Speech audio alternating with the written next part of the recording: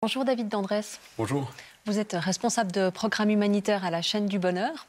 On a vu dans le reportage le cofondateur de cette ONG, Give Directly, expliquer qu'ils ont envie de faire de l'humanitaire autrement et de ne pas faire comme toutes ces organisations qui décident pour les pauvres comment elles doivent gérer votre vie. Est-ce que vous faites partie de ces organisations qui décident à la place du bénéficiaire? Non, effectivement, depuis maintenant de nombreuses années, les organisations humanitaires et les organisations suisses qui travaillent avec la chaîne du Bonheur savent que ce n'est pas la manière de fonctionner que d'imposer aux populations, aux bénéficiaires, ce dont elles ont besoin. Il faut vraiment se baser sur une analyse de ce qu'elles ont perdu après une catastrophe, de ce qui peut être remplacé. Et puis, on va à ce moment-là regarder si ce qui peut être remplacé par des transferts monétaires. Et ça, c'est nouveau.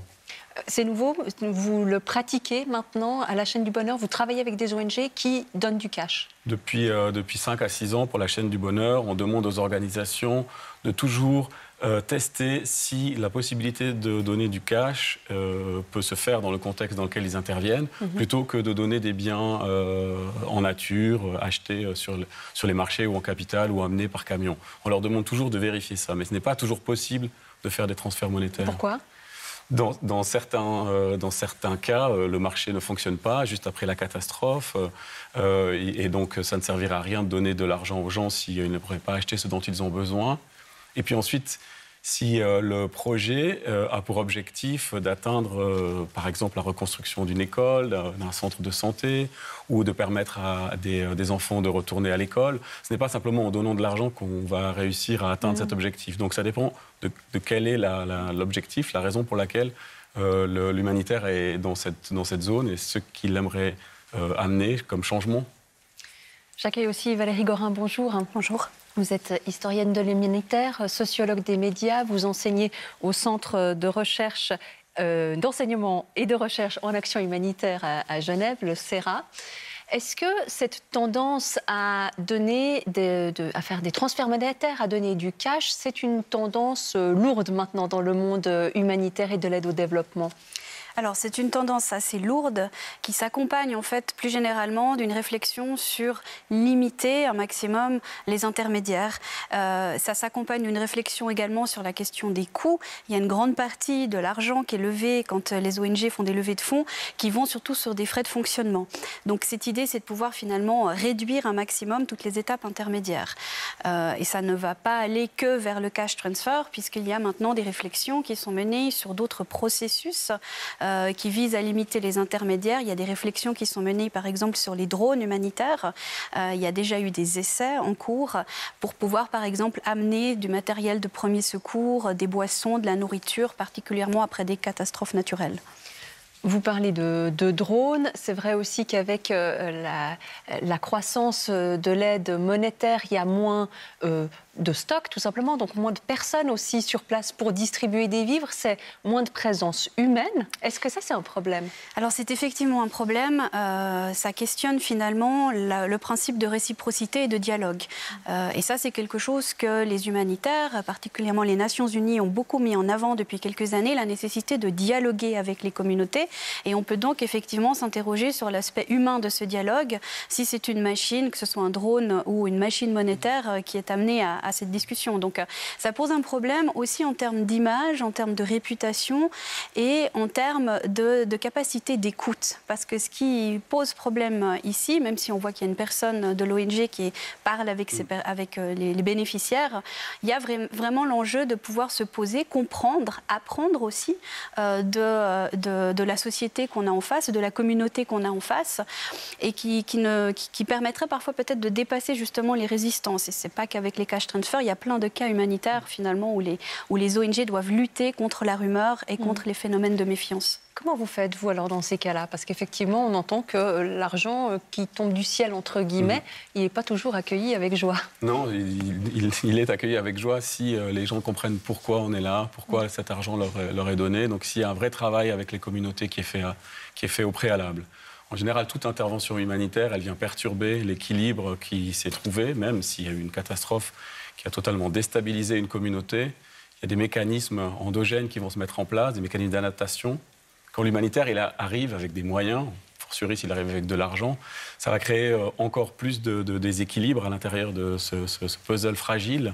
Donc il est très important que les communautés soient partie prenante de l'aide qu'elles reçoivent. Concrètement, ça veut dire quoi? Ça veut dire qu'on crée des comités, de sélection, on va dire aux bénéficiaires, voilà, vous vous mettez ensemble avec toute la composante de la société, tous les représentants de la société sont là et on va dire, voilà, on a de l'aide pour amener de l'eau potable, pour vous amener de la nourriture, pour vous permettre à vos enfants d'aller à l'école, pour réparer votre maison.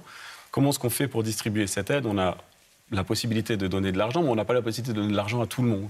Donc on va établir des critères de vulnérabilité et puis on va diffuser ensuite ou publier ensuite dans la communauté la liste des gens qui répondent à ces critères. Les gens peuvent la voir, peuvent se plaindre, peuvent dire je devrais y figurer, je ne devrais pas, jusqu'à ce que tout le monde est d'accord. Ça peut prendre du temps, mais généralement c'est extrêmement nécessaire. Vous visez le consensus alors? On vise la compréhension générale. Tout le monde ne sera pas d'accord. Très probablement, on aura des tensions entre des familles qui vont se jalouser. Oui, parce que qui est dedans, qui est juste dehors, c'est pas évident hein, de savoir. Mais si on n'a pas cette clarté, cette compréhension globale, on est sûr d'arriver à une situation comme on l'a vu avec Give Directly, où tout à coup, il y a des superstitions. Si je reçois de l'argent, je vais mourir.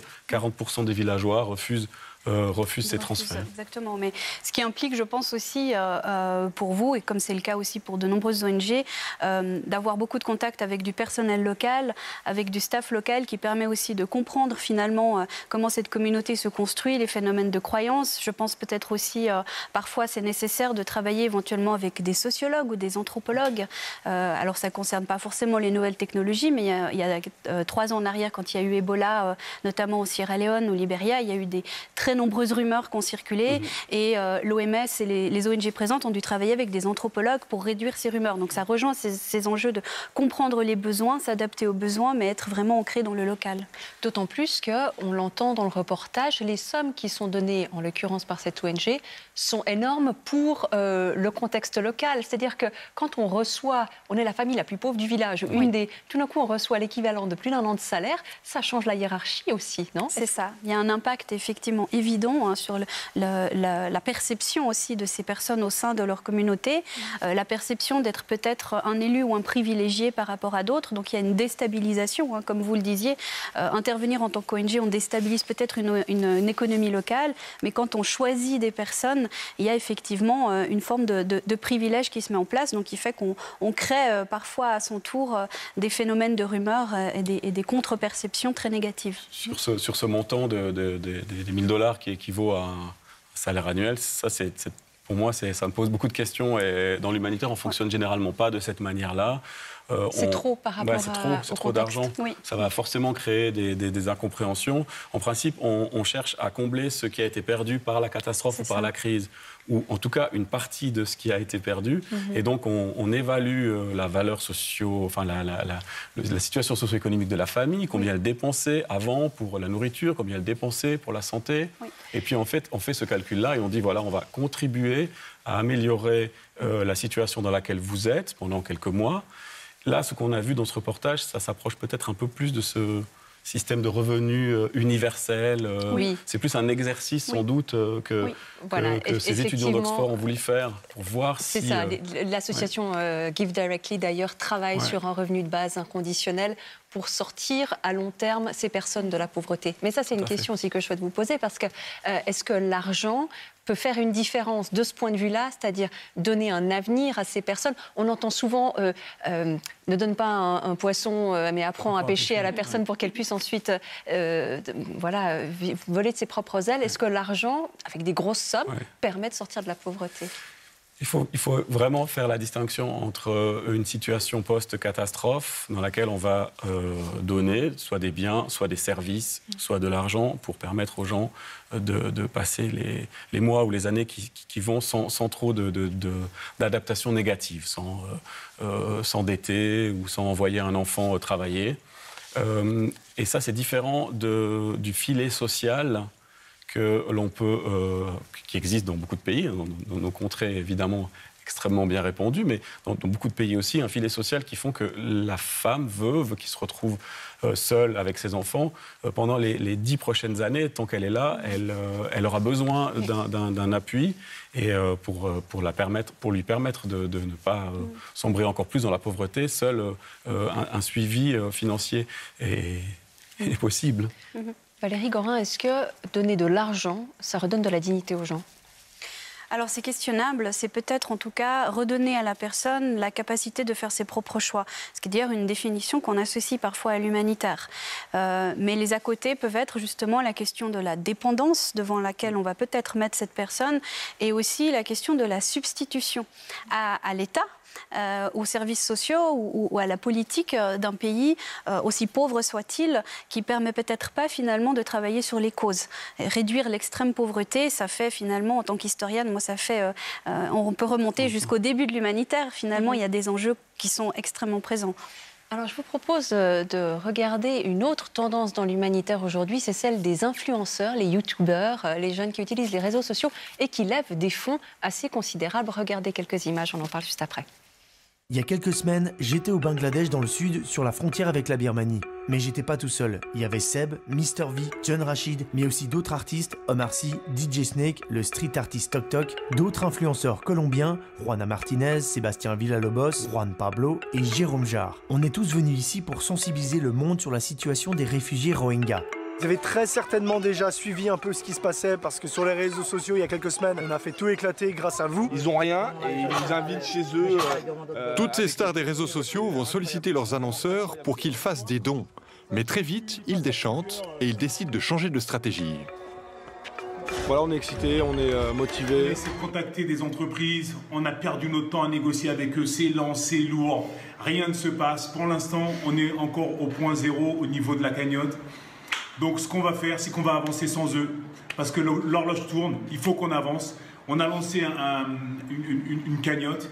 On lance une GoFundMe immédiatement. Voilà, c'est le terme technique, redis-le. Une GoFundMe. Et là, ça s'est vraiment emballé. C'était complètement incroyable. On est passé à la stratégie humain à humain. Avec vous, tout le YouTube Game nous a suivis, des tas de personnalités. C'était complètement fou. Tout le monde a commencé à participer. Et en quelques minutes... Ok, c'est officiel. En même pas 20 minutes, 30 minutes, on a passé le demi-million.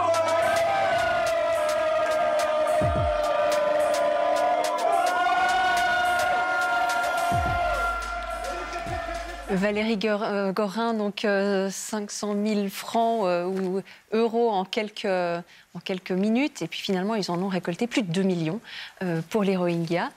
Ça, c'est nouveau. Alors, des jeunes qui lèvent comme ça des fonds, qu'est-ce qu'on peut en penser? Alors, beaucoup de choses. Et c'est vrai que c'est assez surprenant et en même temps pas tant que ça. Parce que ce soit Jérôme Jarre ou les autres, ils savent très bien utiliser les réseaux sociaux. Et ils ont surtout une cible qui est très difficile à atteindre normalement pour une ONG, qui est la cible, on va dire, des adolescents jeunes adultes entre 15 et 20 ans. Voilà.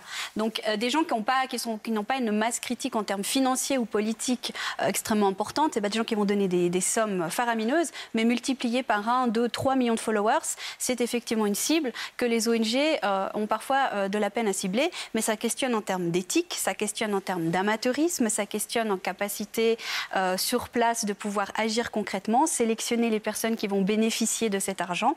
Donc là, on retombe finalement à un professionnalisme qui devrait être celui d'une ONG. Alors justement, Jérôme Jarre souhaitait à la base se passer de ces structures. Finalement, il s'est rendu compte que ce n'était pas possible, donc il travaille avec des ONG locales. Pour vous, c'est une concurrence, ces jeunes? Dans la recherche de fonds, avec. Ouais. Dans la recherche de fonds, certainement. On est présent à la chaîne du bonheur sur les réseaux sociaux depuis longtemps. On n'a pas attendu ces influenceurs. On n'a pas autant de vues sur les vidéos que l'on met sur notre site que celles que Jérôme Jarre, par exemple, peut avoir. Mais dans nos collectes, lorsqu'on fait des journées de collecte, c'était le cas l'année dernière pour la famine en Afrique, nous avons des influenceurs qui viennent sur le plateau. Et nous avons eu même Thomas Wiesel, qui est un influenceur, un humoriste bien connu aussi, qui a visité ensuite les projets, qui a fait des vidéos, qui a fait des sujets. Donc on essaye de communiquer également à ce public-là. Est-ce que ça vous permet justement de toucher un plus jeune public? Et comment est-ce que ça se répercute sur votre image? Est-ce que vous avez des outils déjà pour les mesurer? ça? Le nombre de vues, l'argent qu'on collecte via les réseaux sociaux, les relances qui sont faites, que ce soit pour les tweets ou que ce soit pour les posts Facebook. Donc voilà, c'est toute une vie qui prend de l'ampleur sur les réseaux sociaux et que la chaîne du bonheur suit avec beaucoup d'attention. Valérie Gorin, vous voyez ça un petit peu comme un épiphénomène ou vous avez l'impression qu'il ne faut pas rater le train parce que c'est peut-être ça l'avenir de l'humanitaire? Je pense qu'il ne faut pas le rater et il faut apprendre à travailler avec des gens comme ça. Même si Jérôme Jarre dit qu'il veut vivre en dehors de la sphère humanitaire et ne pas créer une ONG, il faut en tout cas que les ONG pensent à un processus de pouvoir intégrer cette approche qui est très bien faite par ces youtubeurs pour qu'elle s'organise en parallèle de l'humanitaire. Après, épiphénomène, ça peut être le cas. Le public jeune est un public très volatile sur les réseaux sociaux, il peut s'émouvoir très vite, mais il peut aussi se désintéresser très vite. Donc c'est difficile de savoir si sa technique va marcher sur 5, 10, 15 ans. Mais je ne crois pas qu'on puisse parler de nouvelles manières de faire de l'humanitaire. C'est plutôt une nouvelle manière de faire de la recherche de fond. Parce qu'après, pour ce qui est de la mise en œuvre, je crois que Jérôme Jarre, avec l'argent qu'il a collecté avec sa Love Army, il a dû effectivement recourir à des ONG locales, ce que font nos partenaires suisses sur le terrain. Ils travaillent avec des ONG locales. Ils ont dû, et en l'occurrence, ce n'était pas du cash transfert, là, par exemple pour la Somalie, parce qu'ils ont fait aussi un appel de fonds, c'était surtout des sacs de riz. Là, on est dans l'humanitaire traditionnel. Et au Bangladesh non plus, il ne pourra pas recourir à des cash transferts parce que le gouvernement du Bangladesh ne l'autorise pas. La question aussi, c'est dans la durée, c'est-à-dire comment est-ce que ces initiatives-là peuvent perdurer, c'est-à-dire qu'est-ce qu'on va faire de tout cet argent qui a été investi. Oui. Est-ce qu'il peut être suivi apprendre de ses erreurs, en tout cas, parce qu'il a effectivement, il est arrivé avec une très grande naïveté sur place, et c'est justement les ONG en Somalie, en Bangladesh, qui l'ont aussi recadré. Et je pense surtout apprendre une certaine forme de transparence, c'est-à-dire dire lui-même comment cet argent va être distribué, sur quels critères, ce qu'il fait très peu. C'est très difficile d'avoir des informations. Donc, est-ce qu'il est capable de s'adapter à ça et de sombrer dans une forme de professionnalisme, encore une fois? Peut-être, et ça peut s'engager, mais à ce moment-là, ça va devenir probablement une ONG ou une fondation, peut-être assez classique. Voilà. De l'adolescence à l'âge adulte dans l'humanitaire. C'est ça. Merci beaucoup tous les deux d'avoir participé à cette émission. Et si vous souhaitez y réagir, vous pouvez nous écrire à l'adresse fautpascroire@rts.ch ou alors poster un message sur notre page Facebook.